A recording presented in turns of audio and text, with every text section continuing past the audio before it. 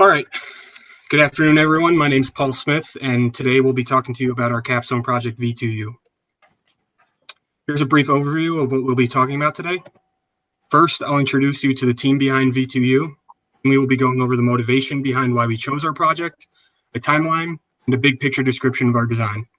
Next, we will go over the hardware and software testing and implementation we did over the past year, including a demonstration of our final design.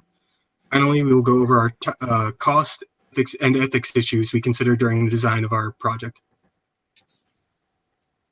Like I said before, my name is Paul Smith. I'm the project manager and the firmware engineer on V2U. Hi everyone, my name is Sharif Ali. I'm a computer engineer. I was responsible for building the network and establishing the wireless communication. Hello everyone, my name is Daniel Rossini. I'm the hardware engineer and I was responsible for developing the prototype vehicles. When brainstorming ideas for our Capstone project, we wanted to create something that can make a profound impact. And that is why we chose autonomous driving. Autonomous driving can help to improve road safety, save drivers time, and even save lives. Although the roads are empty nowadays due to COVID, the average commute for New Yorkers is 1 hour. And in 2015 alone, nationwide, over 400,000 people were injured or killed by distracted driving.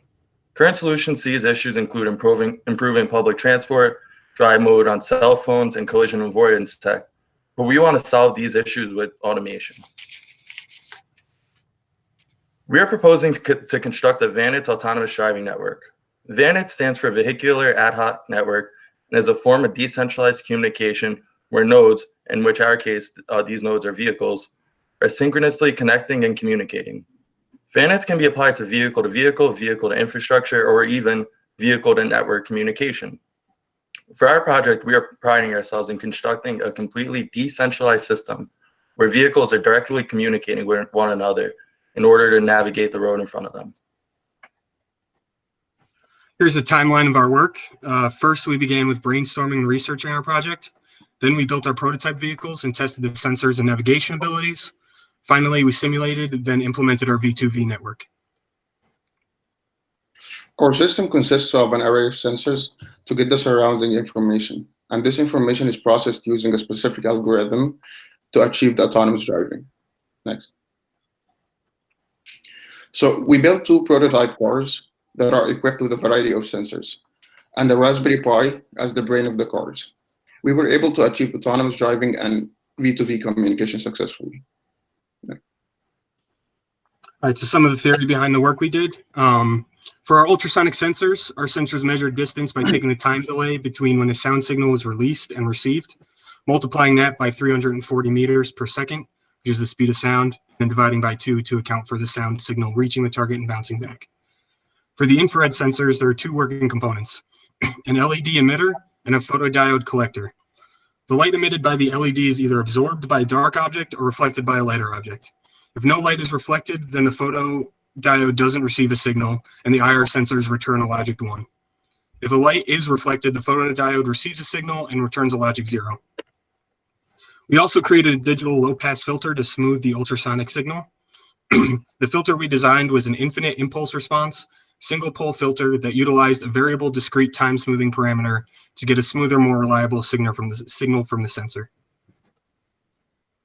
So in order to build our vehicles and test our design, as previously mentioned, we use a Raspberry Pi 3B as our brain. Connected to the Pi is 2 motor drivers, 2 infrared sensors, and an ultrasonic sensor, as well as an RFID sensor. The 5-volt supply pins on the Pi were used to power these sensors, and the GPIO pins were used to pass commands as well as receive information from the sensors. The idea of the design is when both IR sensors read white or 0 logic, the vehicle will move forward. If they both read black or 1 logic, the vehicle will stop. If it is some combination of the 2, the vehicle will turn left or right. The ultrasonic sensor connected will be used for collision avoidance. And if this sensor detects any obstacle within a set threshold distance, the vehicle will stop. A 3D model was developed using Tinkercad to create a custom chassis to mount all of our components. These 2 3D images seen here were saved as .stl files and printed courtesy of the graduate students responsible for the school's 3D printers. We would like to thank said students for their aid in our project. As you can notice, we went with a 2-tier design for our cars chassis.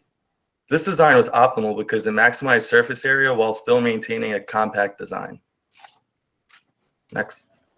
Seen here on the left is our initial prototype design, which we displayed in our presentation at the end of last semester.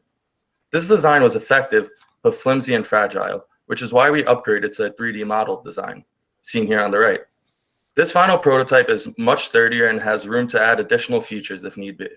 In this design, you can notice the power supply, the blue batteries there that we implemented, which was two 3.7 volt lithium ion batteries for the motor driver and a single 3.7 volt battery in unison with a boost converter that was used to power the Pi. The reason we went with the lithium ion batteries was that they're rechargeable and more efficient. Next. All right, for the software side, all of our scripting was done in Python. We utilized a combination of pre-written libraries such as GPIO for serial communication on the Pi, and a class-oriented programming design to control and integrate our sensors. The project consisted of many different functions and processes running simultaneously. We used multi-threading to overcome any processing issues and hangups. Shown here is our ultrasonic sensor class. It has a default constructor which assigns pins on the Pi to the trigger and echo pins on the sensor. It has one member function, ping, which creates a 10 microsecond audio pulse and then measures the time delay. Then it converts the delay into distance and returns the distance in centimeters. One issue we ran into while creating our object detection algorithm was inaccurate distance measurements. We placed an object at approximately 14 centimeters from our sensors and took some readings. As you can see, we had some very large errors in distance readings. In order to overcome this, we implemented a simple infinite impulse response single low pass filter to smooth the readings and get more accurate results. As you can see in this slide, after implementing the low pass filter, we were able to get much more accurate readings from our sensors. Since GPS is only accurate within 10 feet, it is not efficient for us to use it in our system. So we replaced it with a location system of our own using RFID scanner and RFID tags. Each RFID tag has its own unique ID. We wrote a program to get this ID and save it. Next. We divided our track to 4 zones, and we added these tags underneath the track. So as the car passes over it, it can read the ID, and each ID reflects to a zone number, which will allow the car to know where exactly it is and send this information to the other car in order to decide which car will take control. Next. This is our code for the track with the RFID. As seen, the ID for each tag is reflected by a zone number. Next. In order to establish the network, we had to set a static IP for each Raspberry Pi and start broadcasting on one of the 13 channels. In this case, we chose channel number 1. We named our network RPI net. As seen on the right picture, the successful that each Raspberry Pi is connected to the network. Next. This is our network flowchart. When the car reads the RFID tags, if it is at zone 0, it means it will enter the listening mode. If not, which is zone number 1, it will enter the command and start broadcasting if any obstacle is detected. Next. We use socket programming to send and receive commands between the cars. The reason why we chose UDP over TCP is that TCP establishes a connection between the sender and receiver before data can be sent.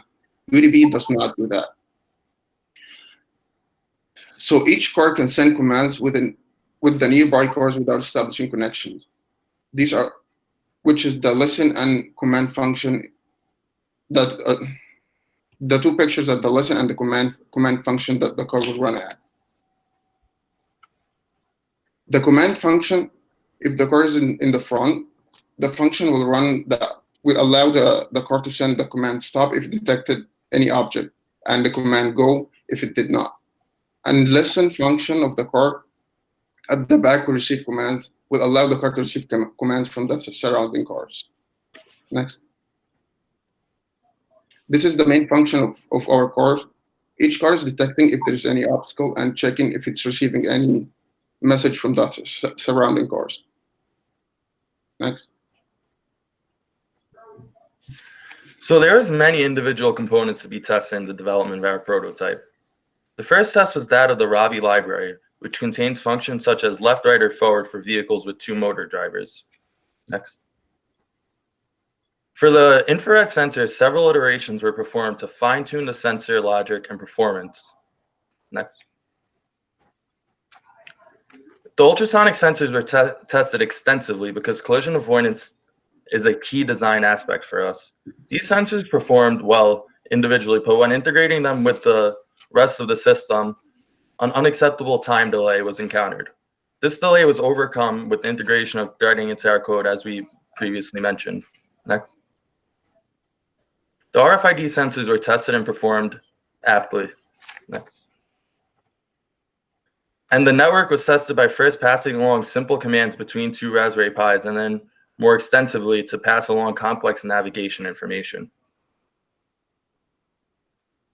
After all the unit tests for individual components were acceptable, the integration tests were performed for the prototype vehicles, which will be shown shortly. After switching to remote learning, we simulated the autonomous part of our project using Protus. Protus is a program that let us simulate the Raspberry Pi using our own code that we use for the actual cars. As seen here, logic 1 means that the RFID scanner, the IR sensor is reading black, and logic 0 means that it's reading white. So when we put the 2 wheels, as you can see, are changing when you change the logics. And you can see if we change the distance for the ultrasonic sensors to the threshold distance, the wheels will stop.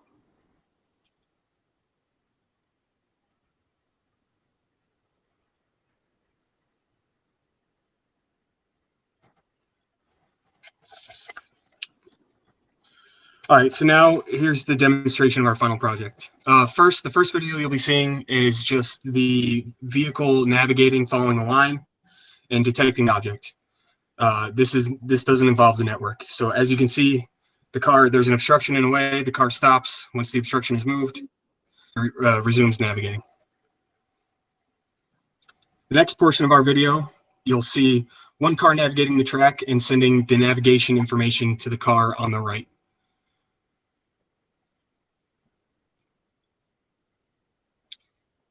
The car on the left is sending navigation in real time and sending optic detection information in real time.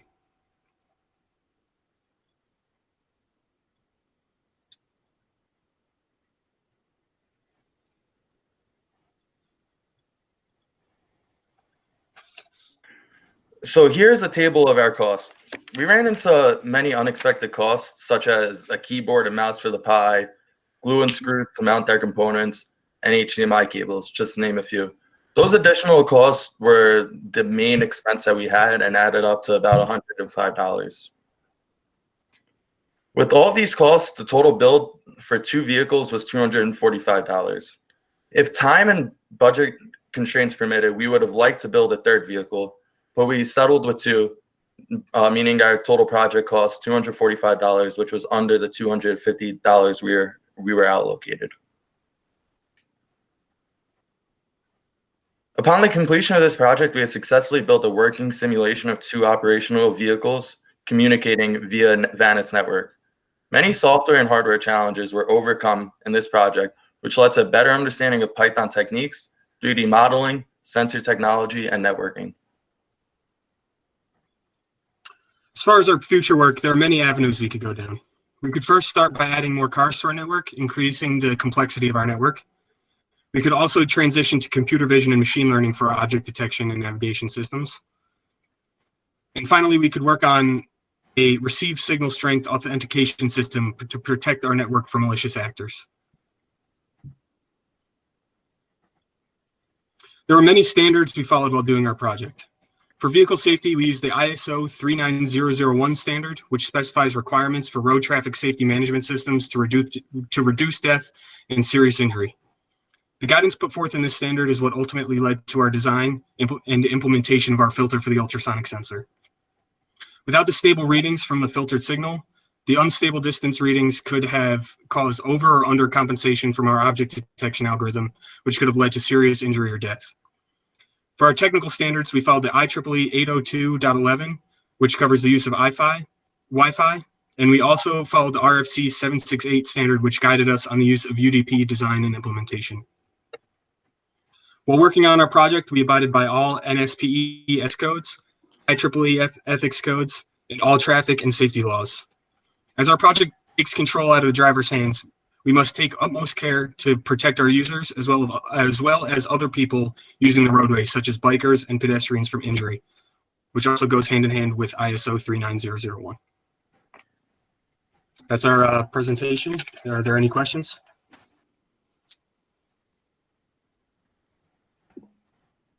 It's a good presentation, very good.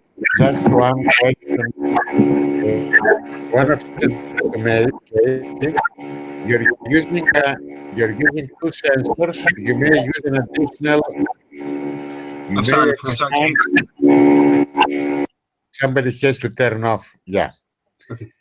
You may make in future, or this group or some other groups, an extension of this project to detect fire in different rooms. You send a robot, okay? The only thing you need is a UV sensor. UV sensor is very small, teeny sensor like the LED. That's all. So you can get signal from fire, okay? So you can put it in different rooms. You have the navigation, you have the avoidance control, and you can also detect fire. That's all.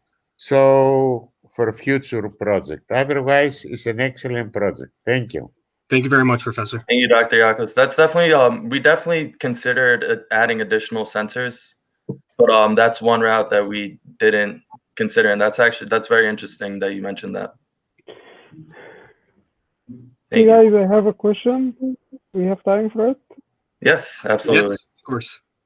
I believe this is the last project I saw before the school closed, or before we moved to the online mode. I saw this project working in 116.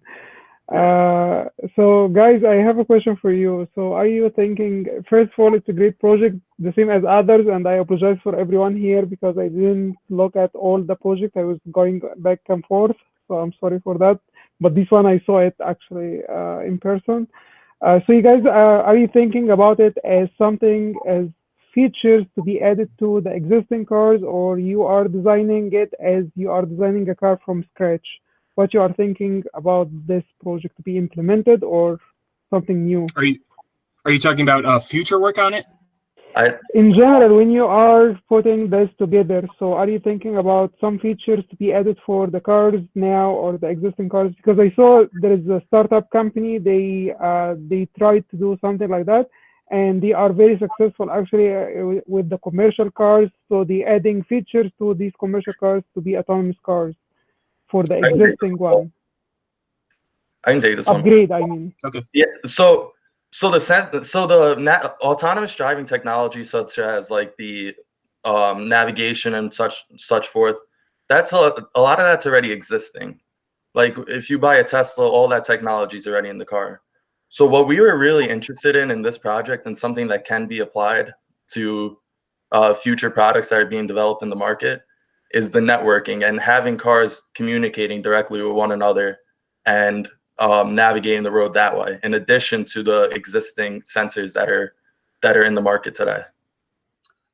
Yeah, we also were trying to build a third car before this whole thing with the coronavirus came down, and we wanted to explore what happened when one car was receiving mixed signals, so receiving information from two cars.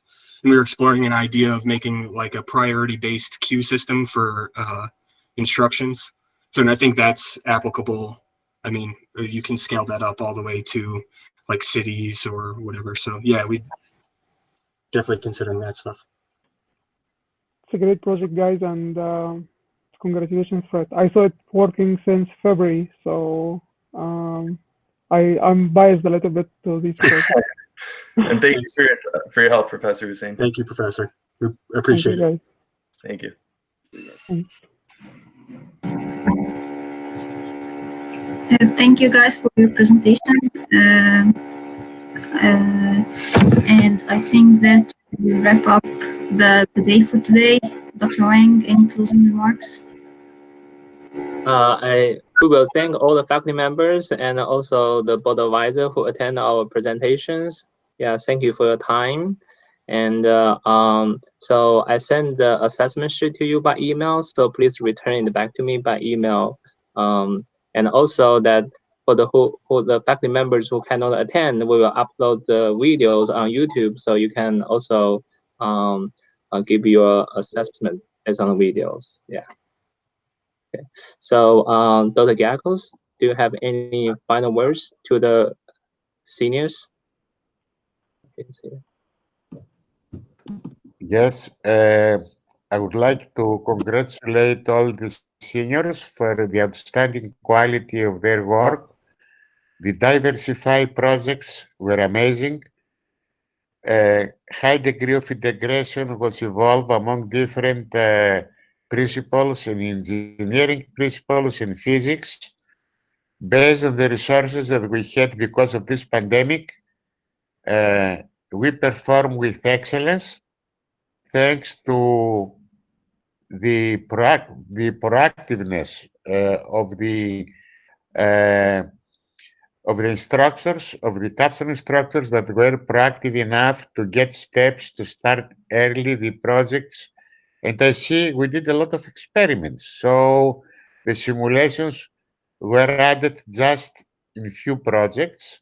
Most of the projects contain both experiments and simulations. So one thing I would like to emphasize, very important, try the quality of your reports to be excellent because it's going to affect your grade. This time will not be, if you don't write a report following the 5 points that we pointed out, the 5 tasks, points will be removed from your grade.